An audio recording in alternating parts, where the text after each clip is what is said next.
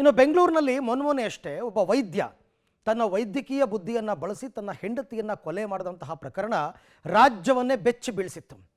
ಹೀಗೆ ತನ್ನ ಗಂಡನಿಂದಲೇ ಕೊಲೆಯಾದಂತಹ ಪತ್ನಿ ಡಾಕ್ಟರ್ ಕೃತಿಕಾ ರೆಡ್ಡಿ ಸಾಯೋದಕ್ಕೂ ಮುನ್ನ ತನ್ನ ಗಂಡನಿಗೆ ವಾಟ್ಸಪ್ ಸಂದೇಶವನ್ನು ಕಳಿಸಿದ್ರಂತೆ. ಹಾಗಾದರೆ ಆ ಸಂದೇಶ ಏನು? ಸಂದೇಶದ ಸಾರಾಂಶ ಏನು? ಸಾವಿನ ಬಗ್ಗೆ ಮುನ್ಸೂಚನೆ ಆಕೆಗೆ ಮೊದಲೇ ಸಿಕ್ಕಿತ್ತಾ? ಇದಕ್ಕೆ ಸಂಬಂಧಪಟ್ಟಂತೆ ಒಂದು ಸ್ಟೋರಿ ಇದೆ, ಬನ್ನಿ ನೋಡೋಣ. ಬೆಂಗಳೂರಿನಲ್ಲಿ ವೈದ್ಯ ಪತಿಯಿಂದಲೇ ಪತ್ನಿ ಕೊಲೆ. 11 ತಿಂಗಳ ಹಿಂದೆಯೇ ಡಾಕ್ಟರ್ ಕೃತಿಕಾ ಕೊಲೆಗೆ ಸ್ಕೆಚ್. ಸಾವಿಗೂ ಮುನ್ನ ಪತಿಗೆ ಸಂದೇಶ ಕಳುಹಿಸಿದ್ದ ಕೃತಿಕಾ. ಡಾಕ್ಟರ್ ಕೃತಿಕಾ ರೆಡ್ಡಿ ಹತ್ಯೆ ಮಾಡಿ ಪೊಲೀಸರ ಕಸ್ಟಡಿಯಲ್ಲಿರುವ ಹಂತಕ ಪತಿ ಡಾಕ್ಟರ್ ಮಹೇಂದ್ರ ರೆಡ್ಡಿಯ ತೀವ್ರ ವಿಚಾರಣೆ ನಡೆಸಲಾಗ್ತಿದೆ.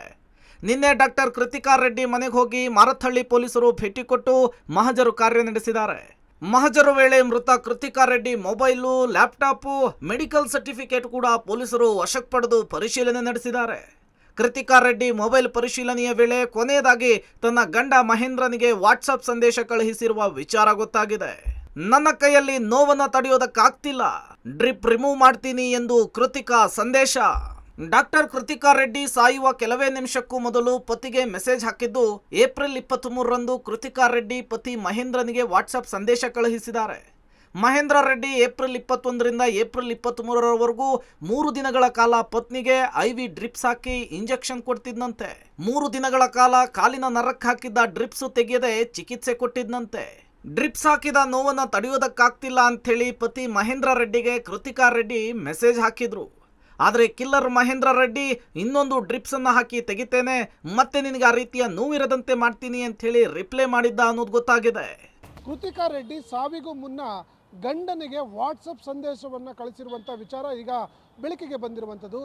ಏಪ್ರಿಲ್ 23ನೇ ತಾರೀಕು ಕೊನೆಯದಾಗಿ ಗಂಡ ಮಹೇಂದ್ರ ರೆಡ್ಡಿಗೆ ವಾಟ್ಸಪ್ ಮೂಲಕ ಕೊಲೆಯಾದಂಥ ಕೃತಿಕಾ ರೆಡ್ಡಿ ಸಂದೇಶವನ್ನು ಕಳಿಸಿರುವಂಥದ್ದು. ನಿರಂತರವಾಗಿ 3 ದಿನಗಳ ಕಾಲ ಕಾಲಿಗೆ ಡ್ರಿಪ್ಸ್ ಹಾಕಿದ್ರಿಂದ ಸಾಕಷ್ಟು ನೋವಾಗ್ತಾ ಇದೆ, ಹಾಗಾಗಿ ಆ ಡ್ರಿಪ್ಸನ್ನು ರಿಮೂವ್ ಮಾಡ್ತೀನಿ ಅನ್ನುವಂಥ ಸಂದೇಶವನ್ನು Krithika Reddy ಕಳಿಸಿರುವಂಥದ್ದು.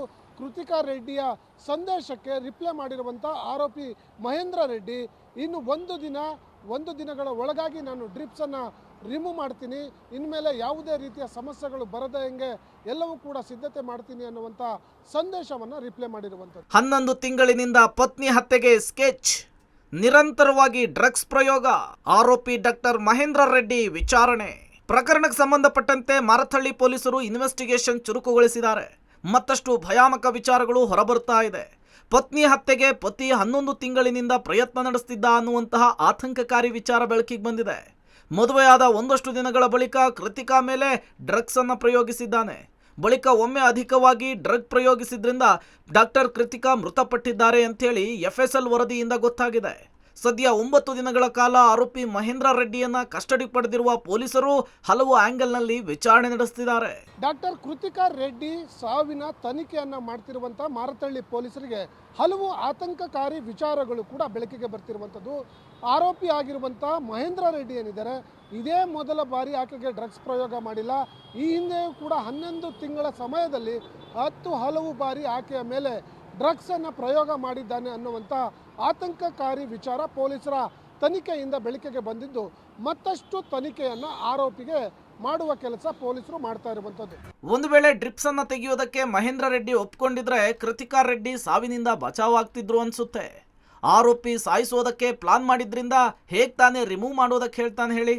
Murder plan flap ಆಗದಂತೆ ನಾಜೂಕಾಗಿಯೇ ಉತ್ತರಿಸಿದ ಕಿಲ್ಲರ್ ಮಹೇಂದ್ರ.